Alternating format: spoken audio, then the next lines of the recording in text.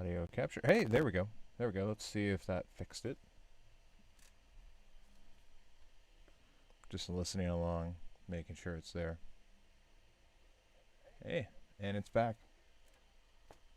See, this is why we check these things before we leave the station. Because next thing you know, I'm re-recording feedback loop because we didn't have any audio. All right, so I can stop looking at that, and can also stop listening to myself. Hi, how are you? Oh man, I forgot to show you guys this. You folks, I got my London Marathon medal. Feels like the London Marathon was like 8 billion years ago.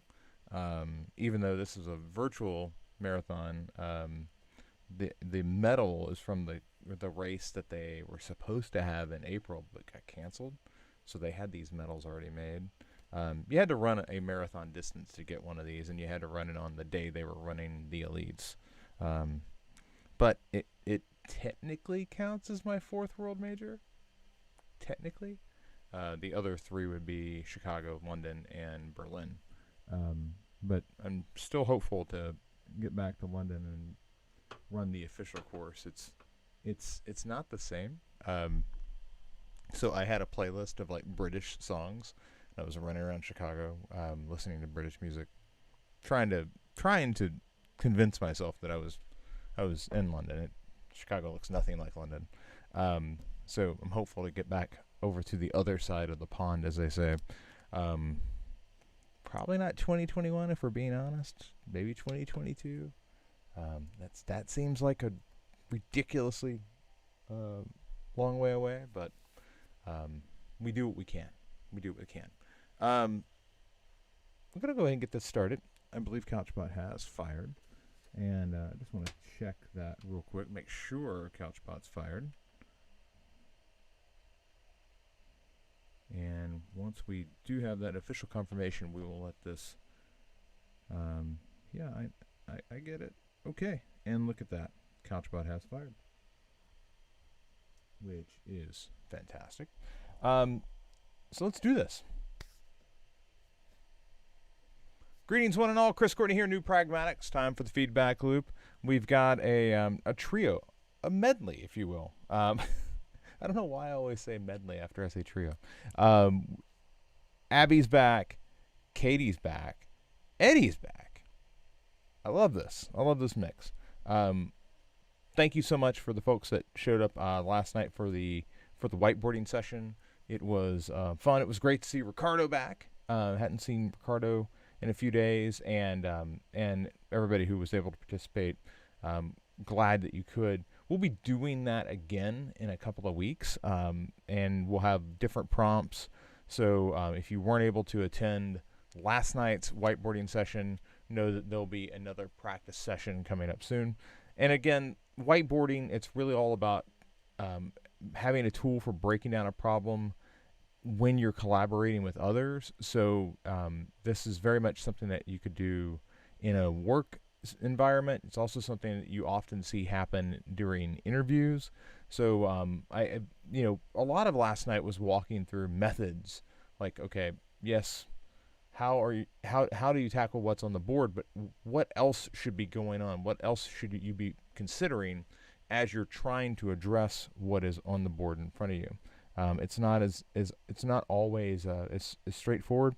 And as Eve will probably tell you, like 5 minutes goes really fast. So that said, not that we whiteboard it for 5 minutes, but periods of time move at a much faster rate than you might anticipate when you're busy, head down, working on a problem. I'm going to go ahead and share my screen so we get this underway. All right, so we're going to start here with Eddie. Eddie has made a resubmission, and the issue we had last time was Eddie was focused on making he had done a really great competitive matrix, but he had organizations selected that weren't really the target. So I gave Eddie a target to kind of build around, And I gotta say, I'm really impressed. Not only did you, Eddie, I was thinking you were going to add Beach City Sports to your other list, but you just ended up remaking what appears like the entire list because none of the other work that you did is here anymore. So you got Beach City Sports, Balboa Ski Club, Volitude Sports, and Newport Beach Recreation and Sports. So you've clearly taken the time to dive in here and really begin picking this apart. When you look at the positioning statement for these, get in and get social, that matches up with what Active Weekends is doing. Um, it looks like this. Okay, so Ski and Sports Club, they actually run ski trips. That's interesting. Um, so vast array of leagues, both indoor and outdoor. See, this is beginning to feel more like the company that you're trying to assist. Even just in this, adult pickup basketball league, adult soccer. Yeah, these are all leagues, and that's this again. You found the wheelhouse, okay. But what's most important is it was just pointing you to Beach City Sports, and then you went, oh, you mean like that, and you began to expand your competitive set in that direction. So I really do applaud the fact that you took and instead of just adding, you pivoted the whole thing and you said, oh, okay, well, I know how to break down competitors. Let's just do it with a whole different set that's closer to the client. Um, so, pricing structure, it's kind of interesting. This is the first spot where I see you mentioned COVID. Even though you didn't mention it directly, you said uh, cards will not be charged until city permits are granted to reopen. So that means that in many ways this organization can't do business right now. I'm curious if that's what you find on the others. Um, so membership May 1st to April 30th. I don't see. And so maybe this is different because it's a lot of there's travel involved. Um, yeah, so it does not look like they have, or at least at this stage they haven't like mentioned that there's an issue. Likely targets, members. Um, so the short summary here. This is where we begin to get into COVID, and um, Beach City Sports has been greatly impacted by COVID-19. As a result, it's been forced to cancel many games and tournament for the foreseeable future. There are only two activities, which are cornhole and virtual trivia. This company sounds like they are in a lot of the same dire straits as Active Weekends. Um,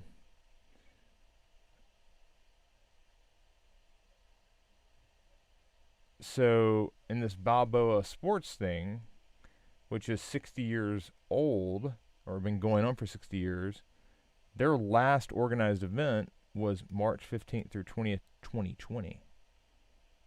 So while they haven't directly, it says, previously offered a whole array of outdoor activities consistently throughout the year up until California implemented its mandate shelter in place in October 19, 2020. Everything since then and currently has been canceled, postponed until further notice. That gives you a picture into what everybody's struggling with. Their entire current schedule roster league fitness has been postponed until 2021. Okay. Although smaller base, they too have been severely impacted by COVID-19. As of February 24, 2020, was their last hosted game. Out of 11 sports, pickleball and tennis are currently the only two approved pickleball and tennis are the only currently, gosh, words, Chris, the only two approved activities offered at Newport Beach Recreation and Sport throughout this pandemic. Even with this, team sideline explicitly states that all participants must respect social distancing guidelines as recommended by the CDC. So this gives you a really good glimpse into what the other organizations are dealing with, and it helps you see, you know, like Beach City Sports, for instance. They have two events. I'm not sure what they are, but I'm going to view the screenshot really fast. Um, by the way, this is just a really good breakdown. So cornhole and virtual trivia night, right? Right. You mentioned that. Um, so seems like cornhole is playable. Cornhole, pickleball, tennis, virtual events. That's what I'm seeing here. Like there is no basketball pickup league happening at the moment, nor probably should there be. Um, and virtual trivia night. That's the only thing Balboa Ski appears to be doing. Um,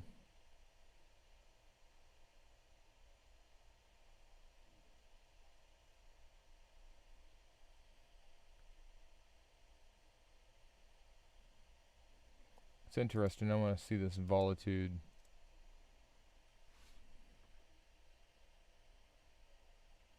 Ooh. Okay.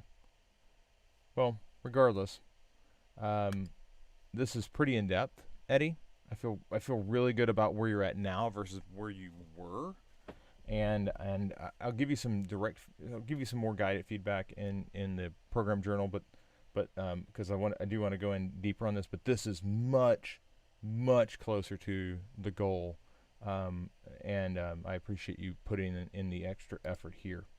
We're gonna come over here to Katie now, and Katie has her fresh market case study, and one of the things that we were discussing yesterday, Katie, was the fact that this intro section is is really meant to it's really meant to get people excited about talking to you. It's not meant to show everything about the project, but it needs to show more than what it was showing. And that's something that we've discovered from other people who have gone down this path. Um, you want to tighten up that intro to where it doesn't feel like it goes on forever, but at the same time, you need to find a way to work in information about the visual information that helps them see the quality of your work and the depth of your work. And that was really what was missing when we were reading through this initially. Also, you were I do want to come back to this because this kind of paints it as a this issue here. Fresh Market would be competing with HelloFresh, Blue Apron, and other companies with large followings. The online meal delivery market is very competitive and already has big name companies taking up most of the market. This is the thing that I was wanting specifically to hone in on. Most of the market, true. Like there's a few players in this market, but the market itself is very small by comparison with like restaurant dining or grocery shopping. Like the number of people that do online meal delivery is relatively low compared to the number of people who go to the grocery store. So I wouldn't say that this is a saturated market, and I didn't want it to come across as you were trying to make something for a market that was already full. Like this market can expand. There are major players existing in the market. There are brand names in the market, but it's not a huge market yet. Okay? So just wanted to make sure that sort of delineation got in here and basically somewhere in here. In the what you learn, I'm glad to see that you kind of backed away from this idea of, yeah, I've never done this before, so this is my first UX project. That's going to be like red lights for anybody who's reading this, wanting to avoid people who were recently students. Okay, I want you to talk about literally what you learned. You didn't learn that it was your first UX project. Focus on, yeah, I may have failed a lot, but I learned even more. This project taught me the importance of communication, even though I thought I had enough information from the stakeholder interviews in the beginning. I wasn't asking enough questions, and so on. So you've done a good job of going back through your notes and identifying the missing pieces. And I also appreciate the fact that you took the time to point out the role that story mapping had in making it easier for you to later build your prototype. And that's why I mentioned, like, come through and show some of the planning documentation, because if you just look at like the homepage, it might seem that, oh, well, you drew a nav and you put a photo there, and yeah, great, anybody could do that. But what they're not seeing is the consideration that went into how do we position this product? What things should we be building and when should we be building them? And that's something that you really only get from looking at a story map like this.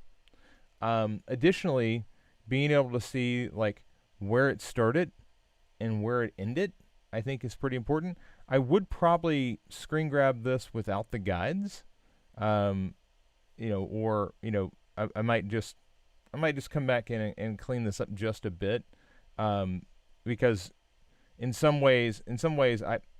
weird. Some parts of me like the grittiness of, oh, it's Figma, and other parts of me just want to see. I just want to see a couple of wireframes, and then I want to see a couple of finished versions of the same page to see how it grew, how it changed.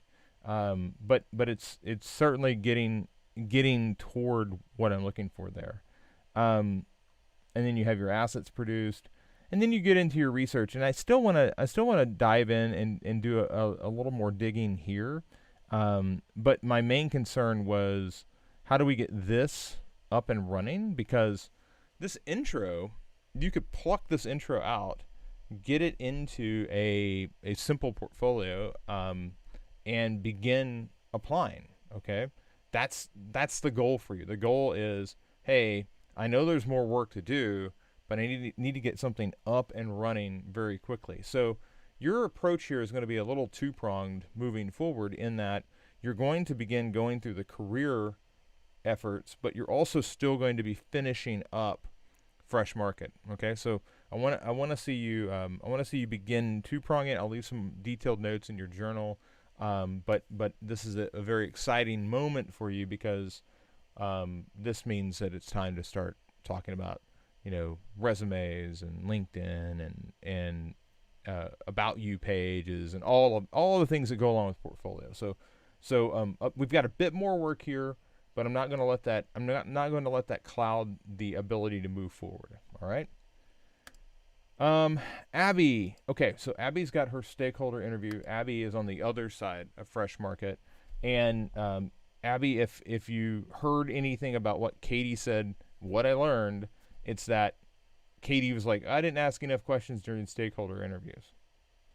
That's right.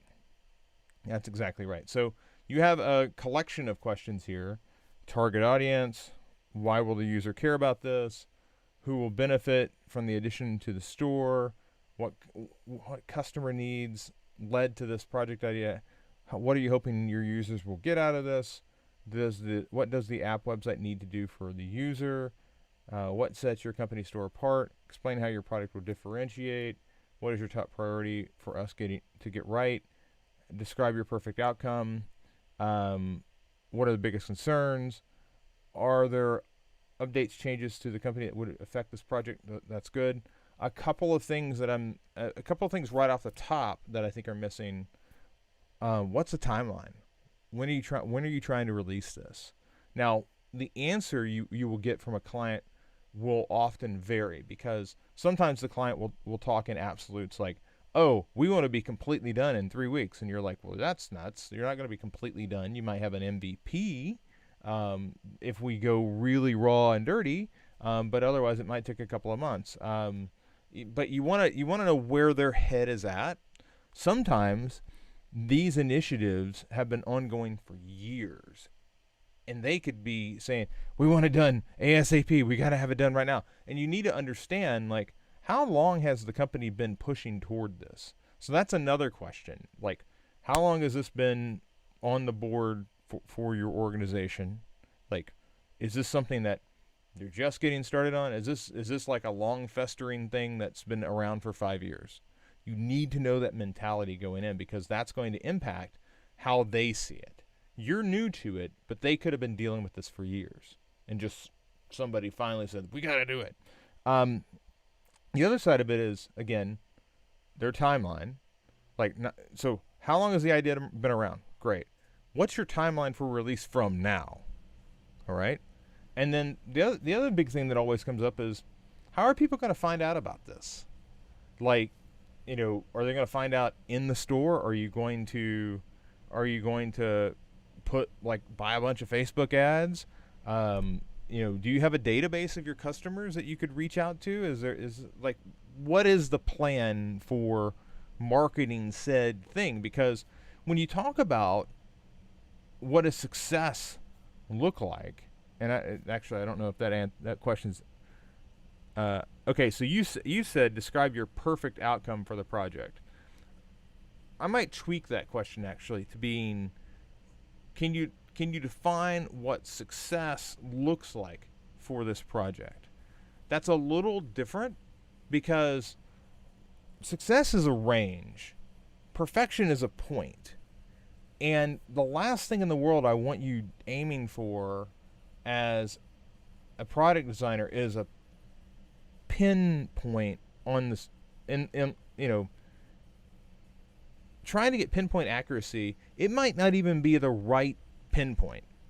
Okay? They may have one idea what success looks like, but after you do your research, there's actually this broad range that's over to this side or over to that side. But they're already honed in right here. But if you can get them talking about what does success look like in a broader term, that gives you some more room to operate in. It gives you some range. And, if it's over here and the likelihood of success is over here, you can skew them over a bit. But if they're locked in on one exact thing as success, well, if your research turns up that that's not what success is likely to be, you can see where the issue is. I also like the fact that this is stakeholder questions. Anyway, not a big deal. It says stakeholder interview right there. It's fine. But these are good questions. But as Katie points out, you're going to need more, and there's a few that are missing right away. Also, keep in mind that whatever answers that you get back from me on this, you're going to want to do a second round of follow-up. Okay, but you'll get those later today. All right. All right. That's going to do it for today's edition of the Feedback Loop. Eddie, fantastic work overhauling that entire competitive matrix. I thought you did really good. Very good research document. And the second round. So that was like options 5 through 9 based on the first round that you did. Katie, really great to see you getting this nudged closer and closer to the finish line. I do think there is we dual prong this all the time. Abby's been dual pronging UI and UX all the way to get to fresh market as quickly as she has. So, there's nothing keeping you from jumping into career and beginning to work through that material. But I'll leave you some direct feedback in your journal. And then Abby, a good slate of questions. I did think that there were a few that were missing, but we'll have some more back and forth later today with regard to the questions that you did present. All right, folks. Without further ado, that's going to wrap it up for me. I hope that all of you have a great day. I'm going to see many of you today. Very busy meeting day. And for the rest of you, I'll see you tomorrow. Take care.